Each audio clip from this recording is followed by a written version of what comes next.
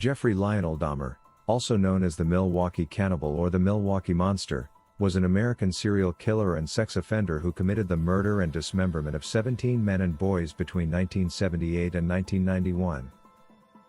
Many of his later murders involved necrophilia, cannibalism, and the permanent preservation of body parts, typically all or part of the skeleton. Although he was diagnosed with borderline personality disorder, schizotypal personality disorder, and a psychotic disorder, Dahmer was found to be legally sane at his trial. He was convicted of 15 of the 16 murders he had committed in Wisconsin and was sentenced to 15 terms of life imprisonment on February 17, 1992. Dahmer was later sentenced to a 16th term of life imprisonment for an additional homicide committed in Ohio in 1978. On November 28, 1994, Dahmer was beaten to death by Christopher Scarver, a fellow inmate at the Columbia Correctional Institution in Portage, Wisconsin. The childhood of Jeffrey Dahmer. Dahmer was born May 21, 1960, in Milwaukee, Wisconsin, the first of two sons of Joyce Annette, a teletype machine instructor, and Lionel Herbert Dahmer, born July 29, 1936, a Marquette University chemistry student and later a research chemist. Lionel Dahmer is of German and Welsh ancestry, and Joyce Dahmer was of Norwegian and Irish ancestry. Some sources report Dahmer was deprived of attention as an infant. Other sources, however, suggest that Dahmer was generally doted on as an infant and toddler by both parents, although his mother was known to be tense, greedy for both attention and pity, and argumentative with her husband and their neighbors. As Dahmer entered first grade, Lionel's university studies kept him away from home much of the time. When he was home, his wife, a hypochondriac who suffered from depression, demanded constant attention and spent an increasing amount of time in bed. On one occasion, she is known to have attempted suicide with Equinil. Consequently, neither parent devoted much time to their son, who later recollected that, from an early age, he felt unsure of the solidity of the family, recalling extreme tension and numerous arguments between his parents during his early years. Dahmer had been an energetic and happy child but became notably subdued after double hernia surgery shortly before his 4th birthday. At elementary school, Dahmer was regarded as quiet and timid. One teacher later recollected she detected early signs of abandonment in Dahmer due to his father's absence and mother's illnesses, the symptoms of which increased when she became pregnant with her second child. Nonetheless, in elementary school, Dahmer did have a small number of friends. In October 1966, the family moved to Doylestown, Ohio. When Joyce gave birth in December, Dahmer was allowed to choose the name of his new baby brother. He chose the name David. The same year, Lionel earned his degree and started work as an analytical chemist in nearby Akron, Ohio. From an early age, Dahmer manifested an interest in dead animals. His fascination with dead animals may have begun when, at the age of 4, he saw his father removing animal bones from beneath the family home. According to Lionel, Dahmer was oddly thrilled by the sound the bones made, and became preoccupied with animal bones, which he initially called his fiddlesticks.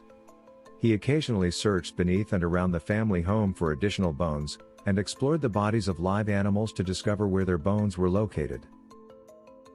In 1968, the family moved to Bath Township, Summit County, Ohio. This address was their 3rd in 2 years, and the Dahmers' 6th address since marriage. The home stood in 1.5 acres of woodland, with a small hut only a short walk from the house where Dahmer began collecting large insects such as dragonflies and moths and the skeletons of small animals such as chipmunks and squirrels. Some of these remains were preserved in jars of formaldehyde and stowed within the hut. 2 years later, during a chicken dinner, Dahmer asked Lionel what would happen if the chicken bones were placed in bleach. Lionel, pleased by what he believed to be his son's scientific curiosity, demonstrated how to safely bleach and preserve animal bones. Dahmer incorporated these preserving techniques into his bone collecting, and also began collecting dead animals, including roadkill, which he would dissect and bury beside the hut, with the skulls occasionally placed atop makeshift crosses. According to one friend, Dahmer explained to him that he was curious as to how animals fit together. In one instance in 1975, Dahmer decapitated the carcass of a dog before nailing the body to a tree and impaling the skull upon a stick in the woodland behind his house. As a prank, He later invited a friend to view the display, claiming he had discovered the remains by chance.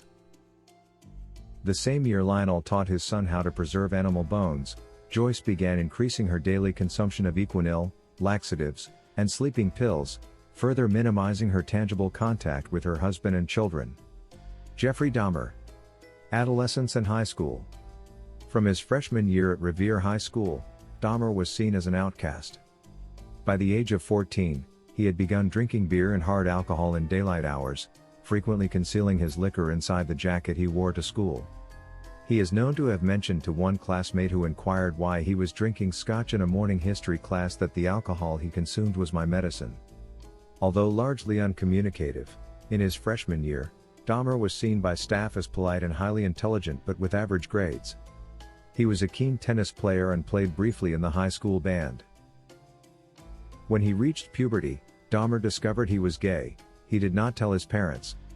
In his early teens, he had a brief relationship with another teenage boy, although they never had intercourse. By Dahmer's later admission, he began fantasizing about dominating and controlling a completely submissive male partner in his early to mid-teens, and his masturbatory fantasies gradually evolved to his focusing upon the chests and torsos of the focus of his fantasies. These fantasies gradually became intertwined with dissection. When he was about 16, Dahmer conceived a fantasy of rendering unconscious a particular male jogger he found attractive, and then making sexual use of his body. On one occasion Dahmer concealed himself in bushes with a baseball bat to lie in wait for this man. However, he did not pass by on that particular day. Dahmer later admitted this was his first attempt to attack and render an individual submissive to him. Among his peers at RHS, Dahmer became something of a class clown who often staged pranks, which became known as doing a Dahmer.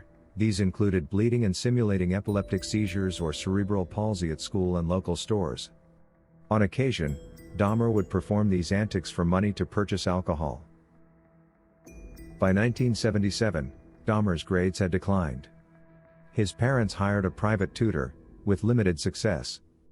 The same year, in an attempt to save their marriage, his parents attended counseling sessions. They continued to quarrel frequently. When Lionel discovered Joyce had engaged in a brief affair in September 1977, they both decided to divorce, telling their sons they wished to do so amicably. Lionel moved out of the house in early 1978, temporarily residing in a motel on North Cleveland-Massillon Road. In May 1978, Dahmer graduated from high school. A few weeks before his graduation, one of his teachers observed Dahmer sitting close to the school parking lot, drinking several cans of beer. When the teacher threatened to report the matter, Dahmer informed him he was experiencing a lot of problems at home and that the school's guidance counselor was aware of them. That spring, Joyce and David moved out of the family home to live with relatives in Chippewa Falls, Wisconsin. Dahmer had just turned 18 and remained in the family home. Dahmer's parents' divorce was finalized on July 24, 1978. Joyce was awarded custody of her younger son and alimony payments. Thanks for watching. If you enjoyed, please leave a like. And make sure to check out the next part in the series.